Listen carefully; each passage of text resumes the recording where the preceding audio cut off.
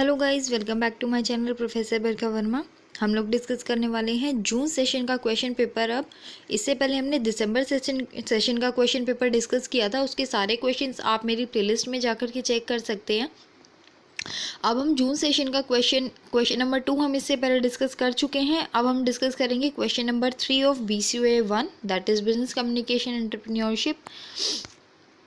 Third question was communication is the sum total of the entire things one person does when he wants to create understanding in the mind of other.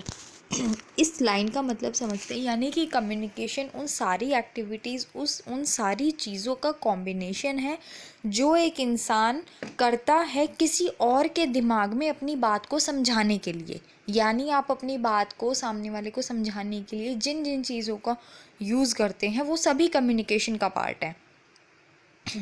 It involves a systematic and continuous process of telling, listening and understanding.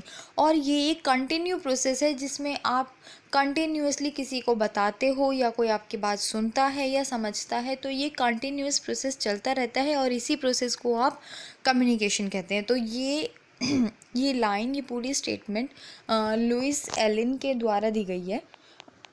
तो इसके अंदर आता है explain the above statement. आपको इस statement को elaborate करना है. तो सबसे पहले आप लोगों को पता है कि सिर्फ transferring information and receiving information is not the part of. ये ज़रूरी है कि हाँ ये पार्ट है, बट ऐसा नहीं है कि सिर्फ मैसेज को ट्रांसफ़र करना या फिर मैसेज को रिसीव करना ही कम्युनिकेशन है. कम्युनिकेशन का जो बहुत ज़्यादा कह सकते हैं इन डेप्थ मतलब है वो है कि सामने वाले को अपनी बात तरीके से समझा देना. कम्युनिकेशन में सपोज़ आप सामने किसी से भी बात कर रहे हैं, आप अपनी मम्मी से बात कर रहे हैं, बट अगर आप हिंदी में बात कर रहे हैं, आपकी मम्मी जैपनीज़ हैं, तो वो नहीं समझ पाएंगी ना डेफिनेटली, क्योंकि आपका जो कम्युनिकेशन मीडियम है यानी कि जो आपकी भाषा है वो डिफरेंट है.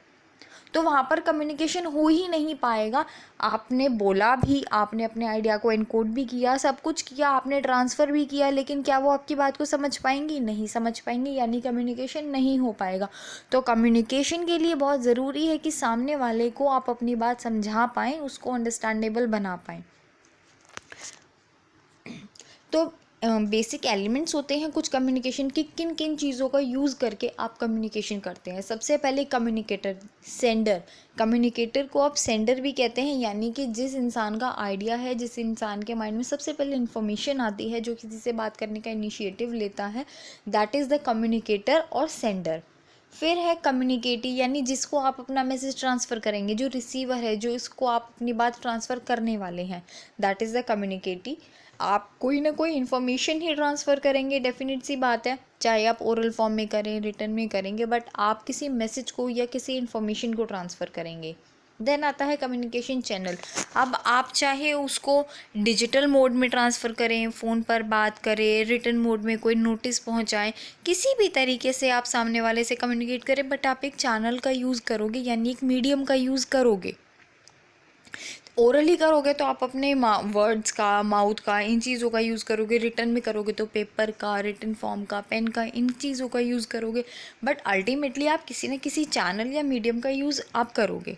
देन आता है फीडबैक. जब सामने वाला आपकी बात को सुनेगा तो वो कहीं ना कहीं वो किसी भी तरीके से पॉजिटिवली, नेगेटिवली, किसी भी तरीके से वो रिस्पॉन्ड ज़रूर करेगा. So that is the feedback, जिससे कि ये इंश्योर हो जाता है कि सामने वाले ने आपकी बात को समझ लिया है, एंड देन उसके बाद वो अपनी परसेप्शन के अकॉर्डिंग आपको रिस्पॉन्स करता है.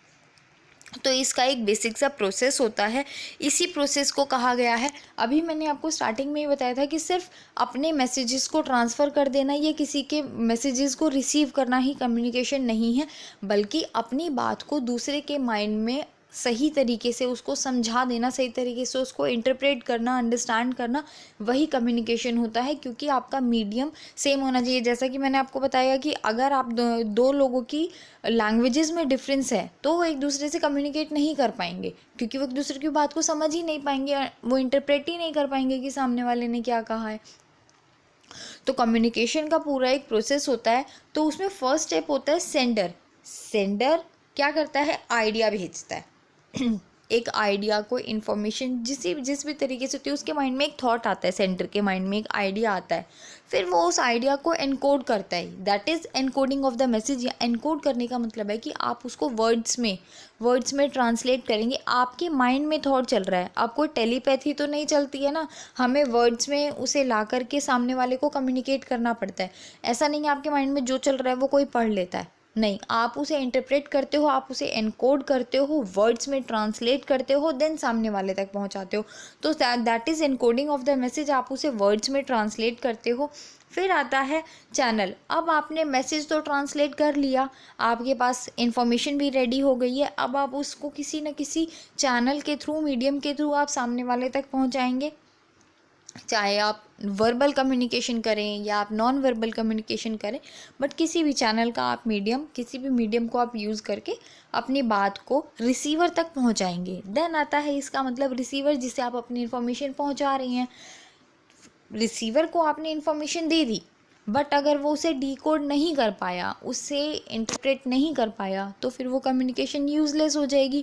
तो बहुत ज़रूरी है कि सामने वाला भी आपकी बात को सही तरीके से इंटरप्रेट करे, सही तरीके से डीकोड करे। यानी कि अगर आपने कोई बात कही और सामने वाले ने सुनी ही नहीं, तो भी कम्युनिकेशन नहीं हो पाएगा।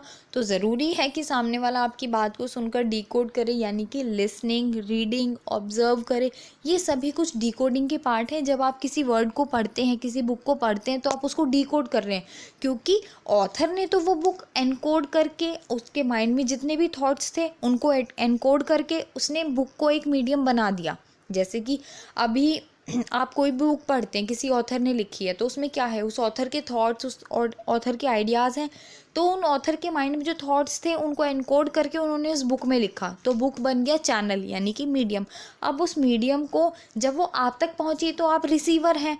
अब आप उस बुक को पढ़ेंगे तो यू आर द डीकोडर, यानी कि आप उसको डीकोड कर रहे हैं, उसे पढ़ रहे हैं, रीड कर रहे हैं, चाहे आप उसे ऑब्जर्व कर रहे हैं या फिर आप सुन रहे हैं कहीं पर उस बुक को, तो that is decoding of the message. Then उस बुक को पढ़ने के बाद आप क्या करते हैं, आप उस बात से जो भी समझते हैं, यानी कुछ मीनिंग इंटरप्रेट करते हैं और उसके अकॉर्डिंग उसमें एक्शन लेते हैं, फीडबैक देते हैं, रिस्पॉन्स करते हैं।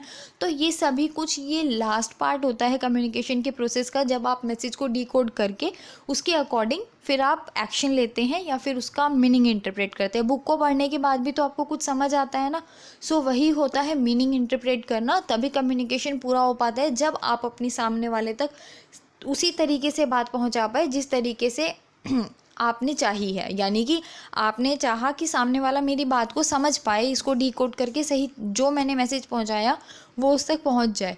तो जब वो उसको डीकोड करके सही तरीके से पढ़ते हैं, सही तरीके से उसको समझते हैं, तो उनको उसका मीनिंग समझ आ जाता है। तो यही कम्युनिकेशन का पूरा प्रोसेस होता है। और कम्युनिकेशन का जो मेन एम होता है ऑर्गेनाइजेशन में, वो होता है कॉन्फ्लिक्ट्स को कम करना, यानी मिस इंटरप्रिटेशन और मिसअंडरस्टैंडिंग जो क्रिएट हो जाती है, कन्फ्यूज़न हो जाती है, लड़ाइयाँ, कॉन्फ्लिक्ट्स बहुत ज़्यादा होते हैं। तो उन सब चीज़ों को कम करने के लिए कम्युनिकेशन ज़रूरी होता है, जिससे कि इन्फॉर्मेशन एक ही बार में सब तक पहुँच जाए। सो इस क्वेश्चन में आपको कहीं भी कोई प्रॉब्लम आई हो तो आप कमेंट सेक्शन में मेंशन कर सकते हैं। अपने सजेशन देना, लाइक शेयर सब्सक्राइब करना ना भूलें। एंड हाँ, अगर आप लोग मेरा क्रैश कोर्स ज्वाइन करना चाहते हैं तो आप लोग मेरा टेलीग्राम चैनल ज्वाइन कर सकते हैं, लिंक मैंने डिस्क्रिप्शन बॉक्स में दिया है। Thank you.